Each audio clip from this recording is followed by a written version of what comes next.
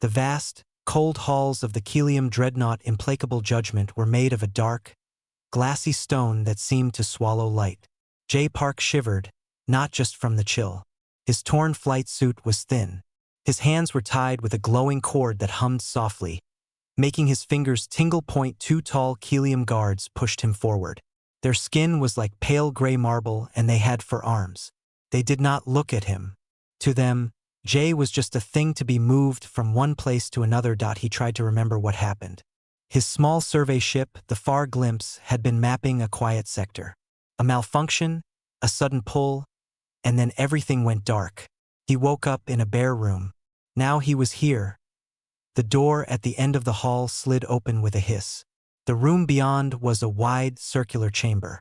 In the center stood a Kelium male, Tae-hun. He wore armor that seemed to be carved from black bone. His forearms were folded across his chest. His face was long and stern, with deep-set orange eyes that held no warmth to the side. A younger Kelium female, Rena, stood at a tall, thin data console. Her fingers moved over glowing lights, recording everything. Her two large eyes watched Jay with a calm, curious look. She was smaller than Tae-hun, dressed in simple gray robes. Another Kelium, a female named Subin, stood by a wall panel covered in strange symbols. She wore practical clothing with tools on a belt. Her job was to keep the ship's machines working. She glanced at Jay, then quickly looked away, focusing on her panel. Tae-hun spoke. His voice was a deep vibration that came from a small device on Jay's collar, turning the sounds into words Jay could understand. "The small creature is awake," Tae-hun said. He did not speak to Jay. He spoke to the room. "It is time for the judgment." Jay took a breath. His throat was dry. "My name is Jay Park," he said, his voice rough. "I am a researcher. My ship had a failure. I did not mean to enter your space. It was an accident." Tae-hun's orange eyes moved slowly to look at Jay. He seemed bored. "It makes noise," he observed. "A common trait of its kind. Noise and trouble. This is a misunderstanding," Jay said, trying to keep his voice steady. He looked around the room. He saw the door they came in. He saw another larger door on the far side, covered in heavy locks. He saw the vents near the ceiling. He saw the way Rena's console had wires leading into the floor. His mind, trained for biology and engineering, was noting everything even though he was scared. "It was a habit. You are a human," Tae-hun stated. "Your species is persistent. You spread. You ask questions. You do not know your place. You entered the sacred space of the Kelium Dominion. The law is clear." "I was lost," Jay insisted. "I can fix my ship. I can leave. I have no weapons." Tae-hun made a low sound. A laugh, perhaps. "Your presence is the weapon. Your weakness is the insult. The Kelium are strong. We are the final word. Your kind's stubborn clinging to life, it is messy, undignified." Jay felt a cold knot form in his stomach. This was not a trial. This was a statement. Tae-hun unfolded his upper arms and gestured to the large, locked door. "For the crime of trespass, and for the nature of your species, you are given to the Vorax pit. Your persistent life will be measured against the ultimate truth. The pit will find your limit, as it has for all things before you." Jay had never heard of the Vorax pit, but the name and the way Tae-hun said it told him everything. He looked at Rena. She was watching him, her fingers paused over her console. He looked at Subin by the wall. She was staring hard at her panel, her shoulders tight. "You can't do this," Jay said, the fear breaking through his calm. "This is wrong. I am a person. You are a problem." Tae-hun corrected him, his voice flat. "And the pit is the solution. It is not about punishment.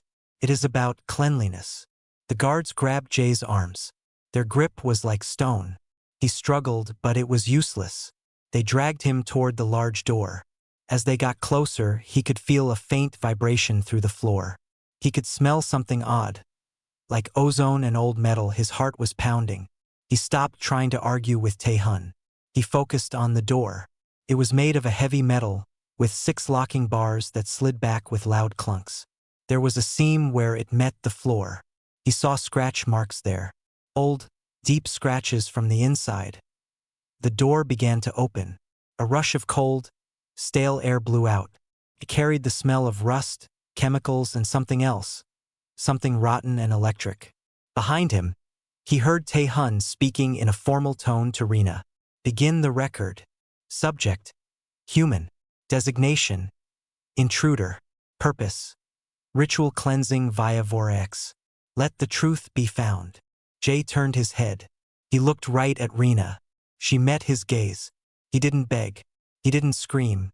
His eyes were wide with terror, but deep down, there was a sharp, focused light. A looking, a studying. He saw her console.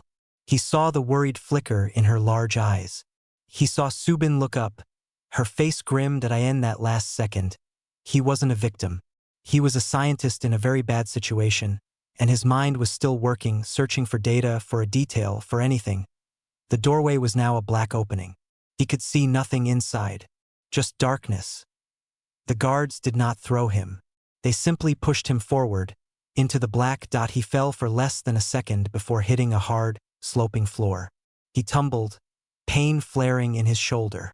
The door behind him slammed shut with a final, echoing boom that shook the air. The sound of the locks sliding back into place was the loudest sound he had ever heard. Then, there was silence and darkness. Above, in the chamber, Tae-hun nodded, satisfied. Rena looked at her blank audio feed. She had heard the human's last words. She had seen its eyes. It had not looked resigned. It had looked observant. She marked the record. Start time. Ritual cycle initiated. The pit had its new problem. And the problem, in the utter dark, was slowly pushing itself up onto its hands and knees, breathing hard, and starting to look around. The observation gallery was a quiet, dim room high above the pit. One wall was a single sheet of clear material, looking down into the darkness. Tae-hun stood before it, his hands clasped behind his back. Rena was at her station, a console glowing with soft lights. Screens showed different views of the hexagon-shaped pit below, all in shades of green and black. One screen tracked a small, warm blob of light, the human's body heat. Another showed its vital signs: a racing heart, quick breathing. Subin stood at a separate panel, her fingers moving over controls, her face serious. The ritual is pure, Tae-hun said, not looking away from the window. It shows us the truth of all things. Everything has a breaking point. The pit finds it. It is efficient. Rena watched her screens. Biometrics are within expected parameters for a prey species in terror. Elevated, but not exceptional. She tried to keep her voice flat, like a good archivist should. Tae-hun nodded. It will not be long. Begin the first sequence. Subin pressed a series of lights on her panel.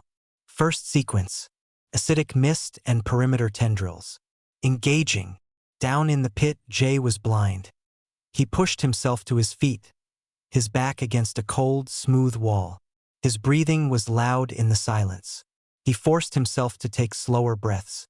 Panic is the first enemy. He remembered from survival training. A soft hiss started from all around him. It was a low, wet sound. Then he smelled it. A sharp, chemical smell that burned his nose. A pale, greenish mist began to curl out from small vents near the floor. Where it touched the metal, it sizzled softly. Jay's eyes widened. He pulled the collar of his flight suit up over his nose and mouth. It was thin cloth. It wouldn't last. He looked around frantically. The mist was rising. He saw shapes moving in the dark.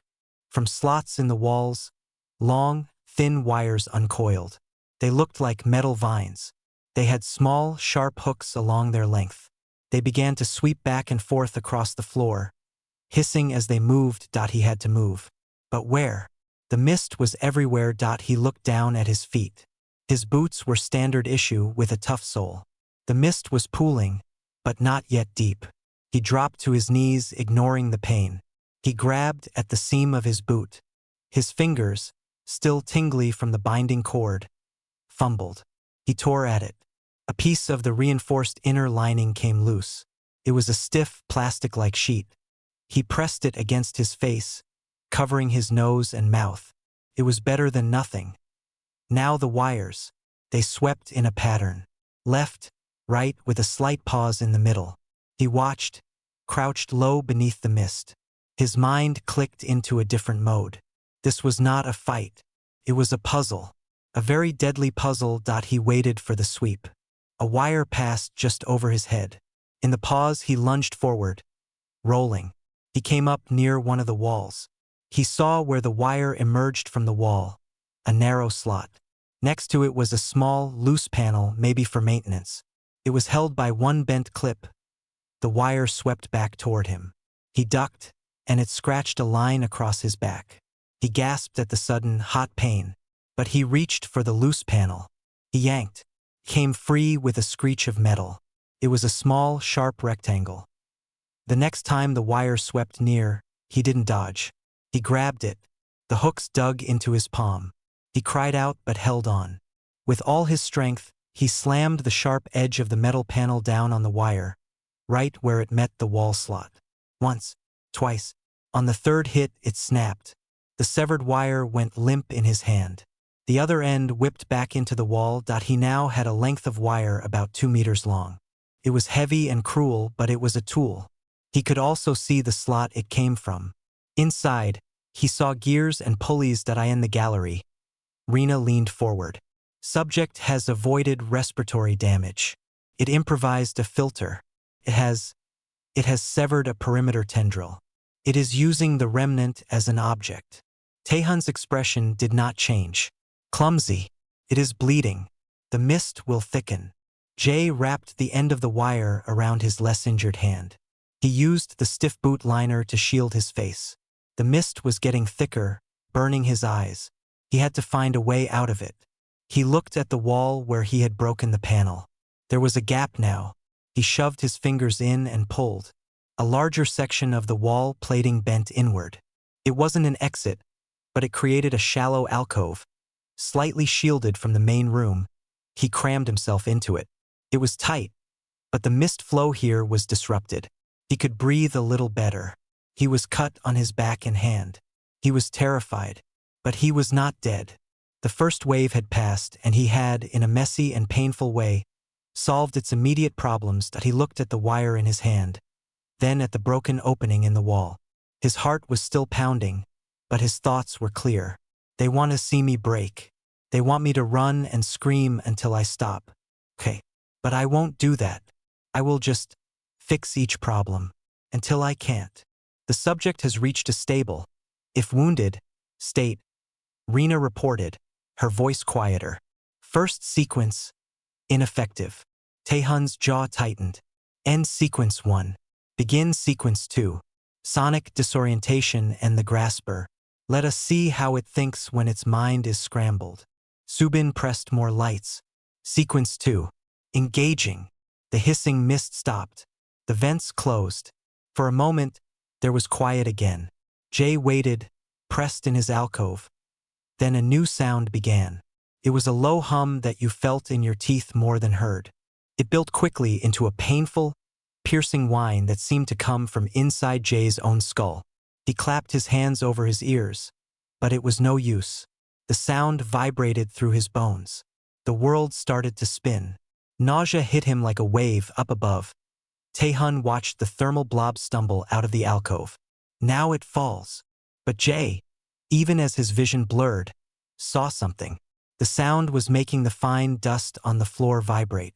It was collecting in little lines, pointing toward the walls, toward the speakers. He couldn't fight the sound, but he could maybe block it. He still had the boot liner. It was stiff. He tore it into 2 small wads. He still had the wire. He saw scraps of metal from the panel he had torn off. He grabbed a few, along with some greasy insulation from inside the wall. He stuffed the wads of liner into his ears, then packed the scraps and insulation around them. It was crude and uncomfortable, but the terrible, mind-breaking whine became a muffled, bearable throb that he could think again. And as his vision cleared, he saw the new thing entering the pit. From a large circular hatch in the ceiling, a creature dropped to the floor. It wasn't alive. He could see the metal and synthetic muscle. It was shaped like a low, wide cat, but with 4 glowing red eyes and long, thin legs that ended in curved blades. It moved with a horrible, silent grace. The grasper. It tilted its head, the red eyes locking onto him. Jay held his length of hooked wire like a poor spear. His back was to the wall. The machine creature charged. It was fast, blurringly fast. Jay didn't try to outrun it. At the last second, he dropped flat to the floor. The grasper leaped over him, its blade legs scraping the wall above his head. As it landed and spun, Jay scrambled. Not away from it, but toward the center of the room. He had seen it. When it dropped from the hatch, the heavy door had shifted slightly. There was a small gap at the edge. A weak point. He ran, leading the creature. He could hear the soft tick-tick-tick of its blades on the floor behind him. He reached the center and threw himself to the side. The grasper followed, pivoting on its thin legs, right over the slightly loose floor panel. With a loud crack, the panel, weakened by years of use and the acidic mist, gave way. One of the grasper's legs punched through the hole up to its joint. It let out a grinding shriek of metal and tried to pull free. Jay didn't hesitate. He ran forward, his wire in hand. He wasn't trying to stab the body. He aimed for the trapped leg joint. He looped his hooked wire around it and pulled with all his weight, twisting. There was a sound of snapping cables and breaking gears. The red light in 2 of the creature's eyes went out. It thrashed, but it was stuck and partly broken. Jay stepped back, breathing in huge, ragged gulps. The sonic whine had stopped. The creature was disabled. He was bleeding, his ears hurt, and he was shaking with adrenaline. But he was still solving problems. In the gallery, the silence was total. Rena stared at her screens. The human's vitals were spiked, but stable. His position was in the center of the room. It was standing. Subin finally spoke, her voice a whisper. Secondary systems, neutralized. The grasper is immobilized. Tae-hun said nothing for a long time. He just stared at the thermal blob on the screen, standing over the cooling, broken machine. The ritual timer in the corner of the screen glowed quietly. It read, 34 minutes, 17 seconds. The silence in the observation gallery was heavy. Rena could hear the soft hum of her console. The data was scrolling, but the words didn't make sense. Nothing in the archives mentioned a subject lasting this long. The timer was a strange, glowing number that felt like an accusation. Tae-hun finally moved. He unclasped his hands. The sound was loud in the quiet room. The machine is faulty, he said. His voice was flat, but there was a sharp edge underneath. The human was lucky. It stumbled. The pit is not for luck. It is for truth. Rena glanced at Subin. The engineer was looking at her own panel, her shoulders tense. She did not agree that it was luck. She had seen the human move toward the loose panel just before the creature stepped on it. Sequence 3. Tae-hun commanded. And 4. No more pauses. Let the systems work together. Let us see its luck against overlapping truths. Subin looked up, her large eyes wide. Overlap? Overseer, the protocols state a cooling period between. The protocol is mine to command. Tae-hun interrupted, his orange eyes burning. Do it. Corrosive gel and the shock fields. Now. Subin's fingers hesitated for a second above the lights. Then she pressed them. Sequences 3 and 4. Simultaneous engagement. Down in the pit, Jay was leaning against the wall, catching his breath. He hurt. His hand was a mess of cuts from the wire. His back stung. His head throbbed from the muffled sonic attack. But he was cataloging. Acid mist. Wires. Noise. Pouncing machine. He looked at the disabled grasper, its leg still stuck. He limped over to it. The body was still warm. He saw where he had broken the joint. There was a thick, oily fluid leaking out. It smelled like chemicals and burnt plastic. He needed a better weapon than a wire. He needed to understand the rules. Was it endless? Would they just keep throwing things until he was too tired to move? A new sound started. It was a deep, gurgling pump. From the same ceiling hatch the creature had dropped from, a different substance began to pour. It was a thick, blue-green gel. It landed on the floor with a heavy slap and began to spread, smoking where it touched. The corrosive gel. It was much thicker than the mist. It would dissolve him, not just burn his lungs. At the same time, the air in the pit began to crackle. Tiny arcs of blue electricity snapped between certain wall panels. A grid of shock fields. They were not deadly on their own, but they would paralyze him, make him stumble, make him fall into the spreading gel. Jay's mind raced. The gel was coming down in a central column. It was pooling, spreading outwards. The shock fields were on the walls, creating a barrier.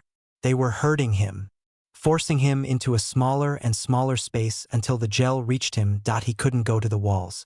He couldn't stay in the center. He looked at the spreading gel, then at the broken machine. An idea came. It was a terrible idea. He grabbed the leaking leg of the grasper. He pulled, bracing his foot against its body. With a groan of tearing metal, the leg came free. It was a long, bladed strut, now dripping with oily fluid. He held it like a pole. The gel was getting closer. The electric snaps were getting louder, brighter. He ran. Not away from the gel, but alongside its expanding edge. He used the metal leg like a pole vaulter. He jammed the bladed end into a seam in the floor, ahead of the gel line. He pushed off, swinging his body over the sizzling, spreading pool. He landed awkwardly on the other side, his ankle twisting. Pain shot up his leg.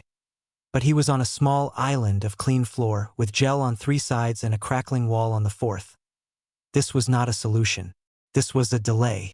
The gel kept spreading. It would cover his island in less than a minute. He looked at the wall where the shock fields were snapping. He saw the pattern. The arcs jumped between specific metal plates. The plates were set into the wall. Behind them must be the emitters. He still had his length of hooked wire wrapped around his hand. He had the grasper's leg. And he had the corrosive gel. His eyes went to the gel eating into the floor. A tool. Everything was a tool. He took the metal leg and carefully, very carefully, dipped the bladed tip into the very edge of the blue-green gel. The metal sizzled. When he pulled it out, the gel clung to it, smoking. He now had a long applicator covered in corrosive acid. Turning to the wall, he ignored the snapping electricity. He focused on the seam around one of the metal plates that was sparking. He smeared the corrosive gel from his pole onto the seam. The metal hissed and bubbled. He jammed the hooked wire into the softened seam and pried. The plate popped off, clattering to the floor. Behind it was a nest of glowing crystals and wires. An emitter, a blue arc of electricity, immediately latched onto the wet, metal pole in his hands. The shock raced up the pole and into his body.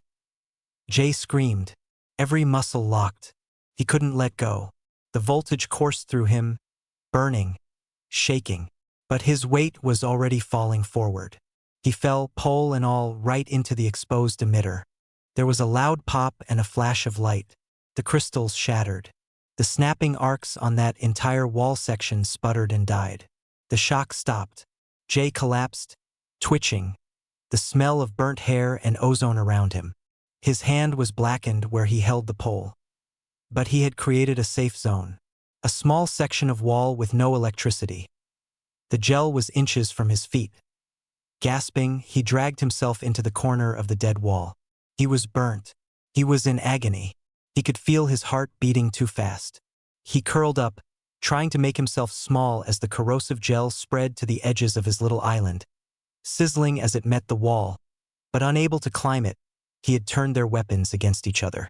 He had used the gel to break the shock field.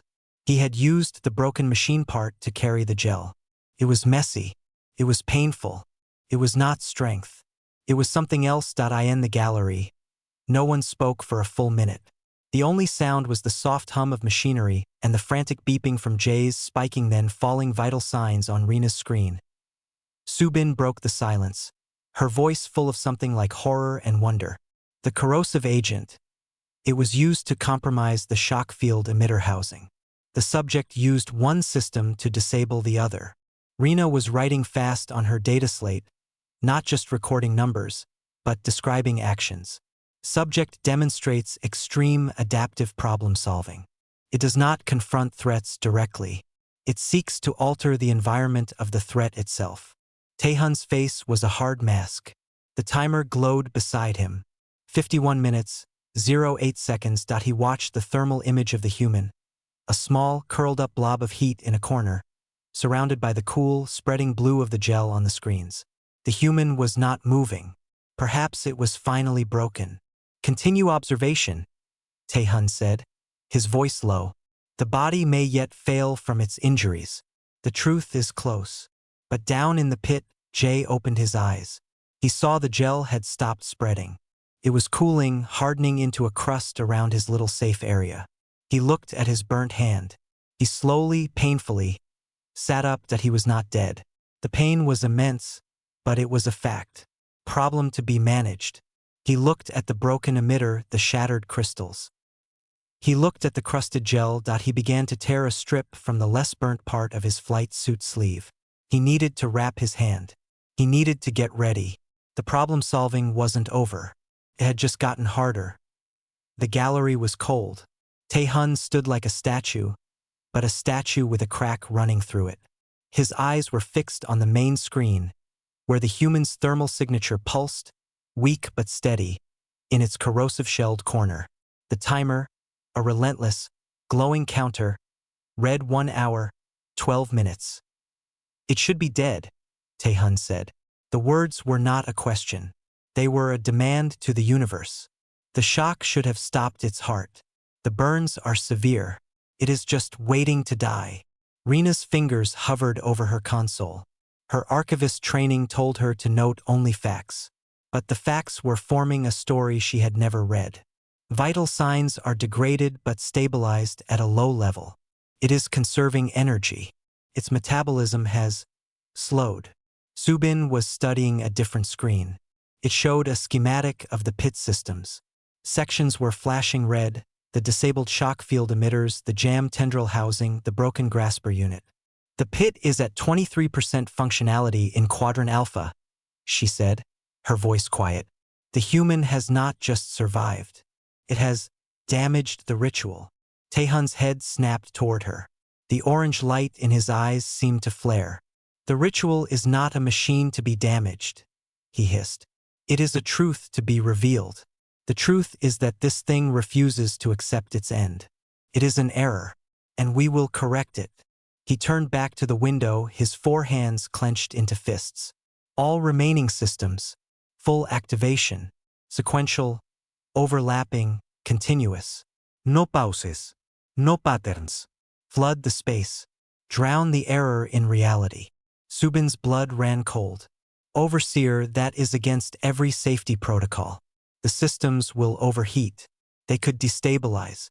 The structural integrity. Do it, Taehan roared. The sound echoed in the small gallery.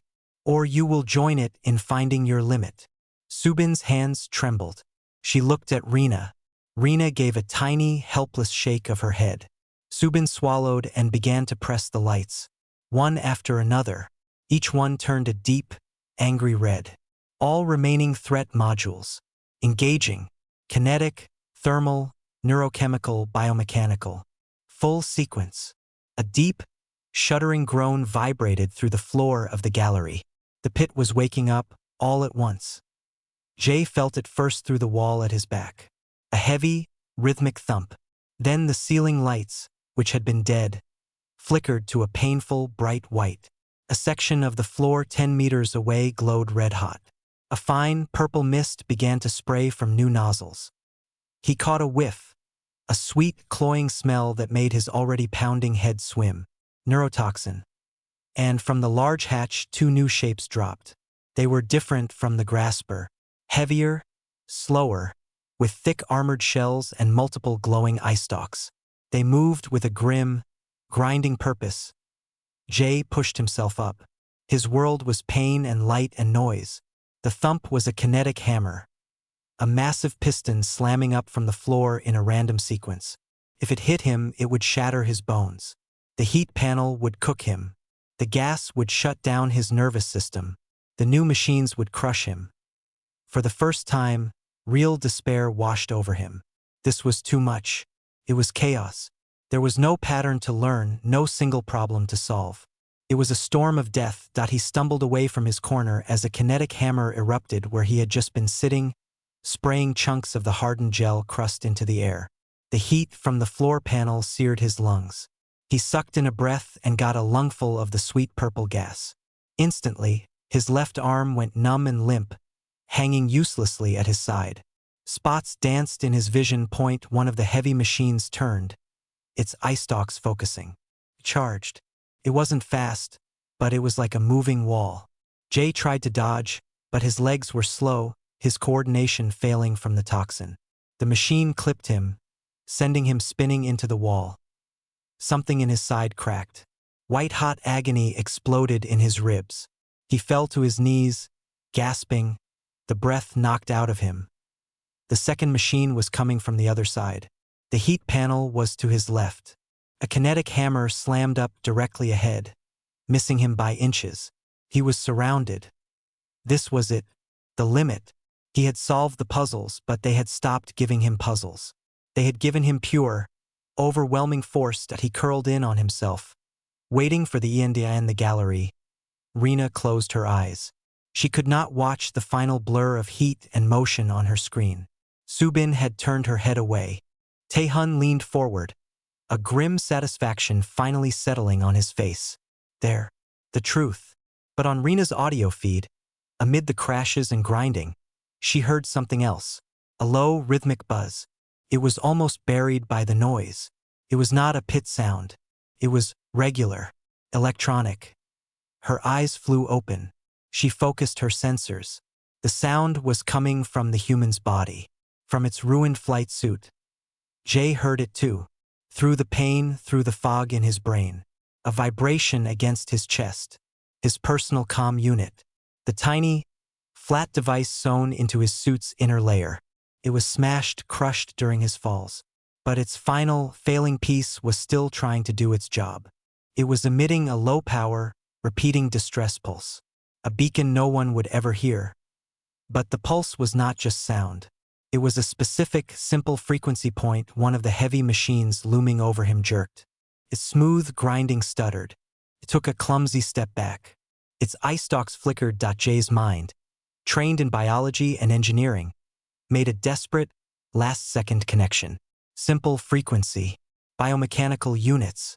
The grasper had moved with silent, complex grace. These things were slower, dumber. Maybe they used simpler guidance systems. Systems that could be confused by a persistent, rhythmic signal. With his one working arm, he clawed at his chest. He tore the fabric. He dug out the small, broken slab of his comm unit. A tiny red light on it flickered in time with the buzz. The second machine was almost on him. He didn't throw the device. He slammed it down onto the floor, right into the path of the machine's thick, wheel-like foot. The machine rolled over it. There was a crunch of plastic and a sharp spark. The effect was immediate. Both heavy machines froze. Their eye stalks swiveled wildly. They started to turn in slow, confused circles, crashing into each other, into the walls. Their simple guidance protocols were jammed by the dying device's last burst of noise. It didn't stop the heat panel. It didn't stop the kinetic hammers. It didn't clear the gas. But it took two of the four immediate threats and turned them into part of the chaos. A chaos he could maybe use. The machines, bumping mindlessly, blocked the heat panel for a moment. They staggered into the path of a kinetic hammer, which slammed up and shattered one of their armored legs.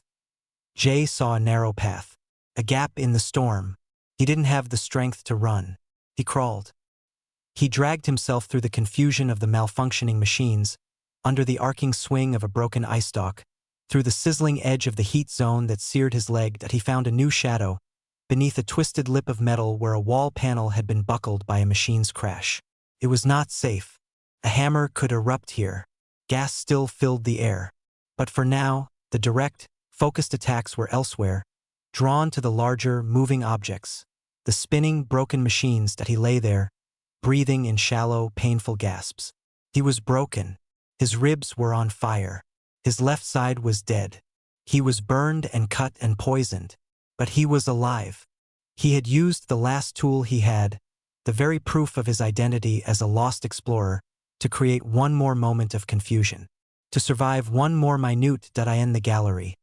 The satisfaction on Tae-hun's face had melted into something colder and harder than stone. The timer ticked over .01 hour, 47 minutes. The human's vital signs on Rina's screen were a chaotic, weak mess. But the line was still there, still beating. "It is not possible," Tae-hun whispered. Rina looked at the data, then at the overseer's rigid back. She said nothing, but she knew in that moment that the pit was not revealing the human's truth. It was revealing its own.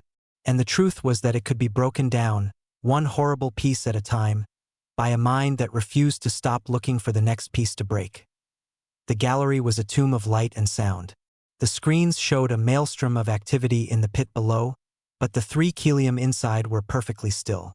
The only movement was the relentless climb of the timer. 1 hour, 58 minutes. The chaos was winding down.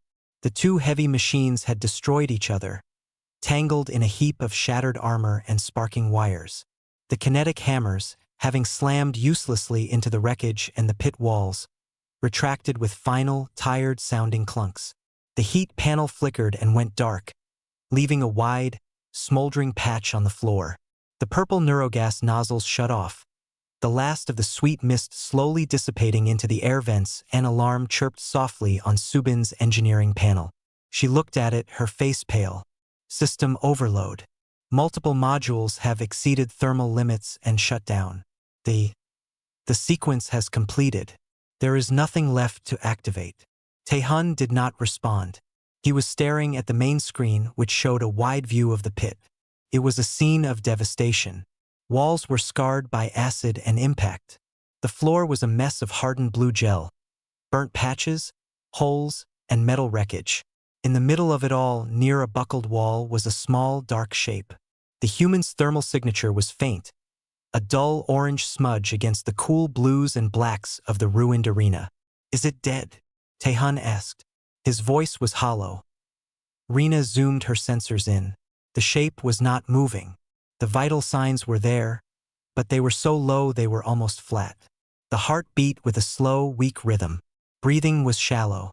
It is alive, but its life signs are at minimal levels. It is unconscious or conserving. Conserving. Tae-hun repeated the word like it was a curse. For what? The ritual is over. The pit is silent. But the pit was not silent. A new sound began. A low, grinding hum of heavy machinery. It was not a threat. It was procedure. "The cleansing cycle," Subin said softly. "The system is initiating the post-ritual cleansing. The ramps will open. The servitor drones will descend to remove the biomatter." A deep, resonant clank echoed through the gallery, transmitted through the floor. On the screen, a large, rectangular section of the pit's far wall began to split open. Bright, white light from the service chamber beyond poured into the dark arena, cutting through the smoke and haze. It was the exit ramp, the door to cleanliness, to order. From this opening, 3 small, disc-shaped drones floated down. They were simple things, with glowing underlights and grasping arms tucked beneath them. Their job was to scan, collect, and sanitize. They moved in slow, methodical patterns, starting at the edges of the pit, processing the wreckage.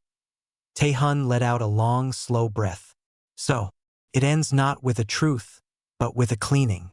A mess to be wiped away. He turned from the window. The ritual for him was already over. The human had not died in the correct way, but it would die.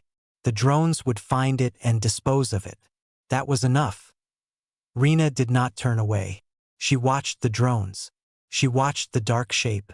Something in her archivist's soul needed to see the final entry in the log.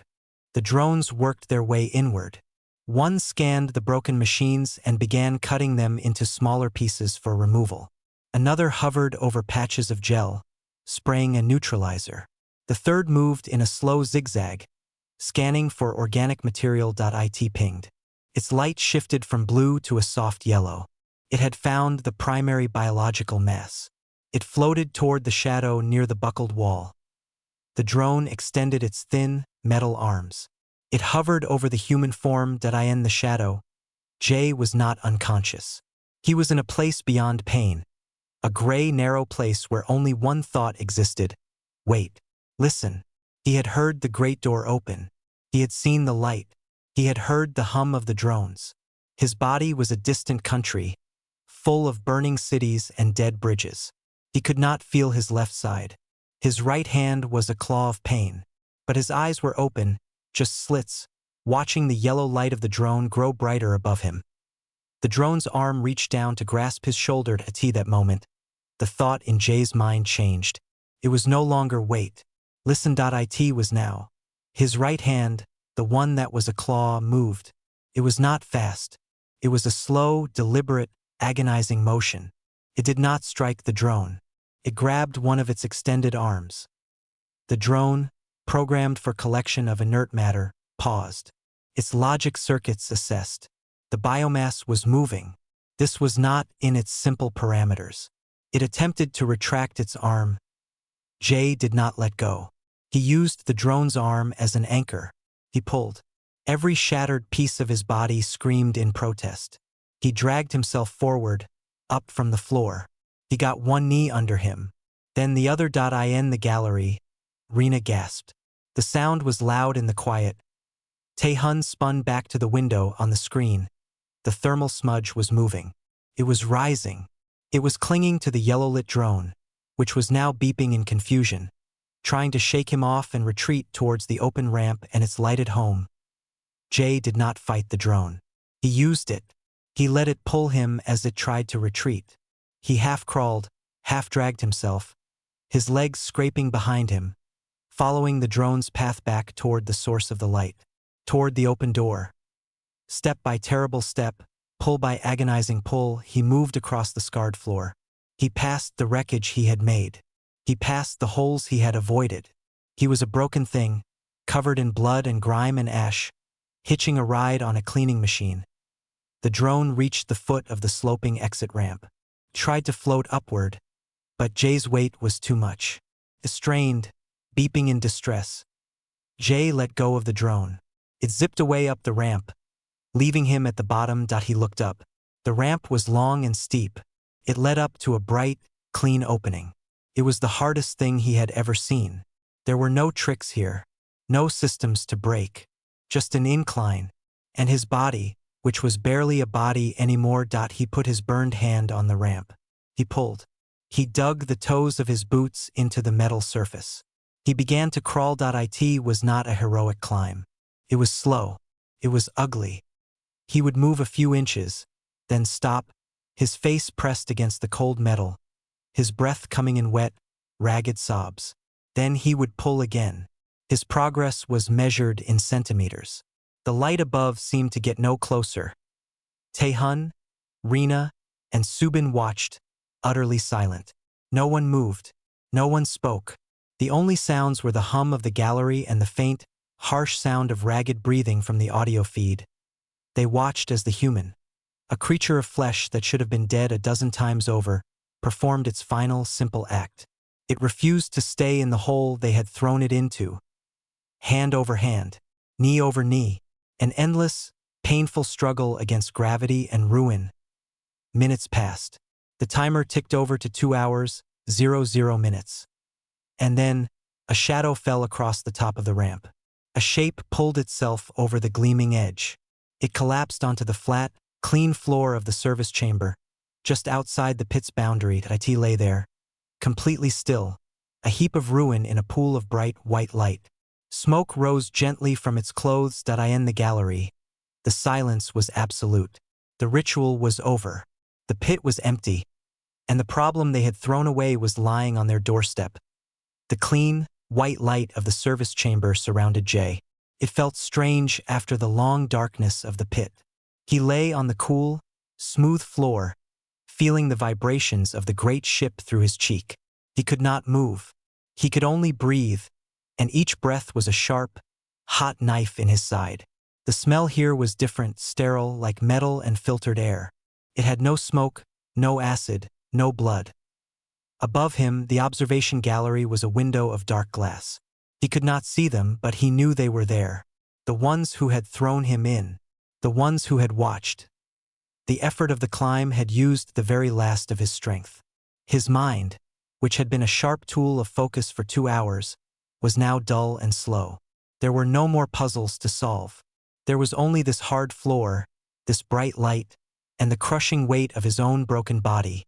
He heard a door hiss open somewhere to his left. Slow, heavy footsteps. More than one set. They stopped a few meters away. He turned his head. The movement sent fire through his neck. Standing there were the 4-armed Kilium in black bone armor. Tae-hun. Behind him were 2 guards, their weapons held ready but not aimed. They just stared. Further back, in the doorway, were the 2 females, Rina the archivist and Subin the engineer. They did not enter the chamber fully. They watched from the threshold, their large eyes wide. Tae-hun looked down at Jae. His orange eyes moved over the human form. The burnt and bloody flight suit, the blackened hand, the unnatural angle of the ribs, the ash and grime that covered every inch of him. Jae looked less like a creature and more like a piece of garbage that had been pulled from a furnace. For a long time, no one spoke. The only sound was Jae's difficult, wet breathing. Tae-hun finally broke the silence. His voice was quiet, but it filled the sterile room. The ritual is complete. The Vorax pit is silent. He said it as if he were trying to convince himself. You have delayed the truth, but you lie here broken. The truth is still the same. You are ended. Jae listened to the words. They meant nothing. Ritual. Truth. They were just sounds. He was in a world of pain and light. He needed water. He needed to stop the pain. He needed to know if he was going to die now, here on this clean floor.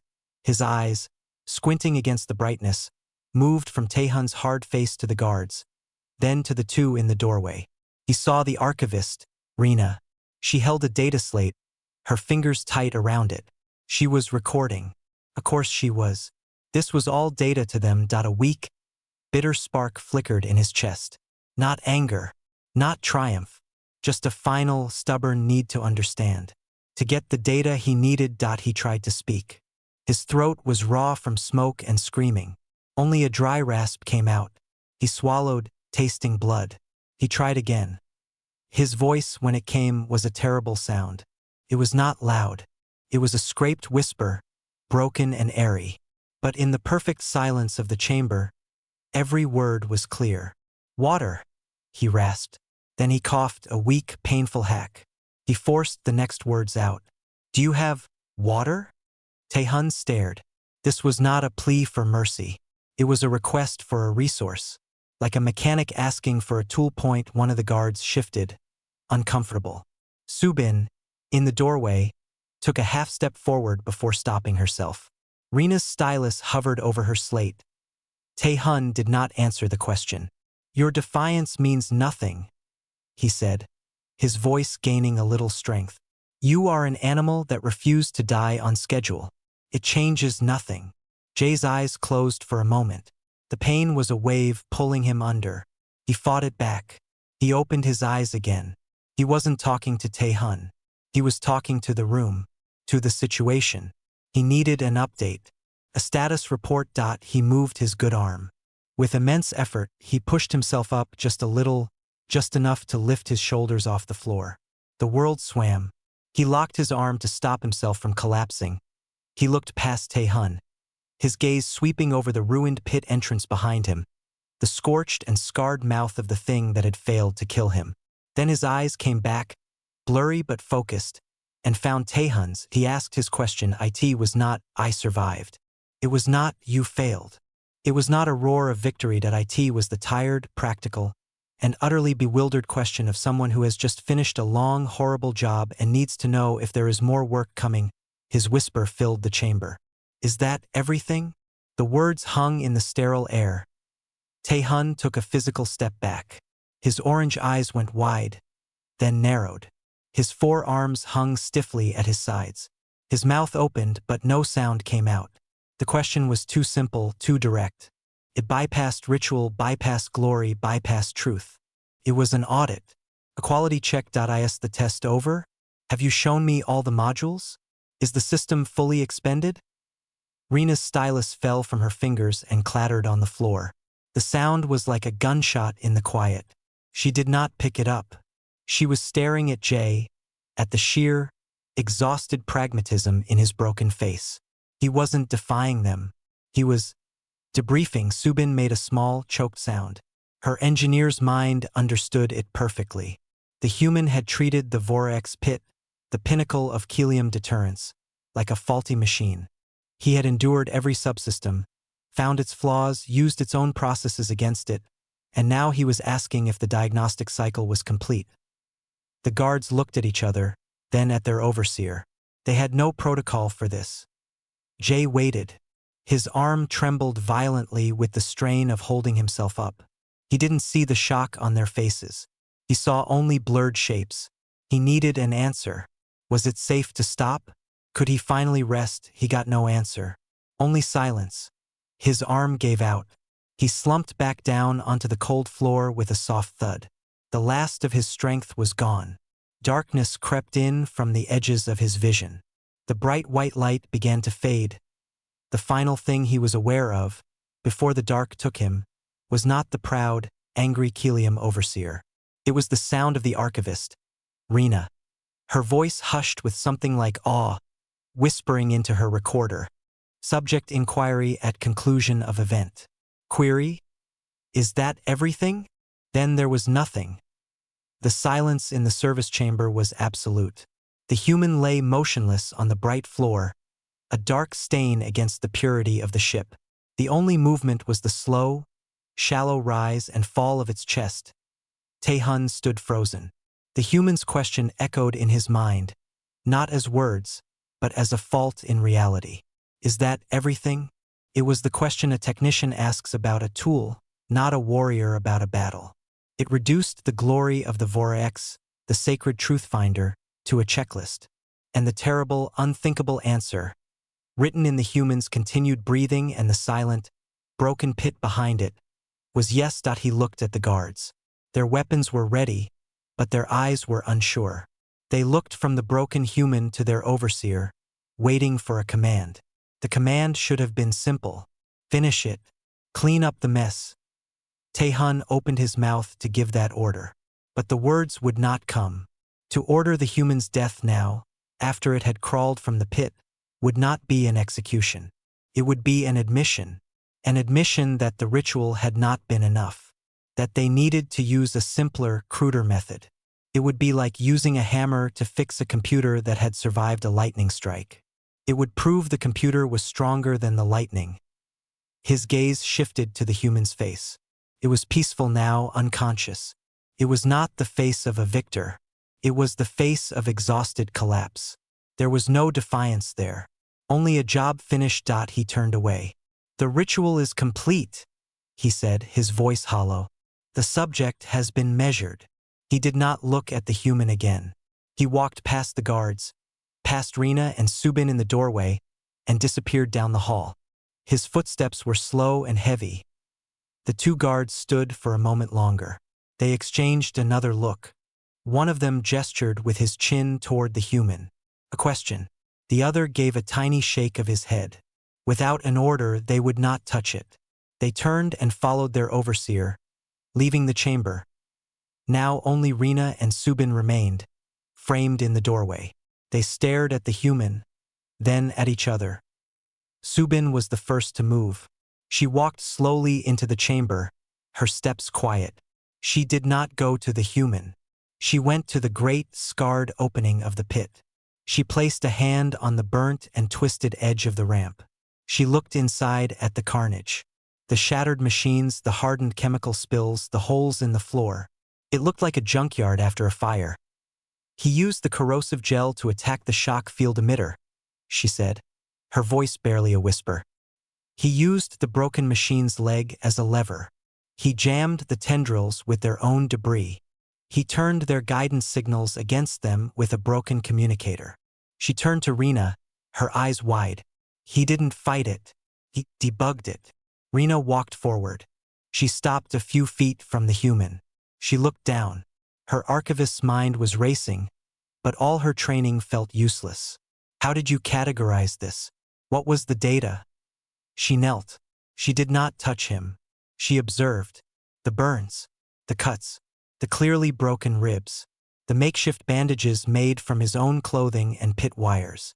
He had been doing field medicine on himself between solving deadly puzzles. He asked for water. Rena said softly.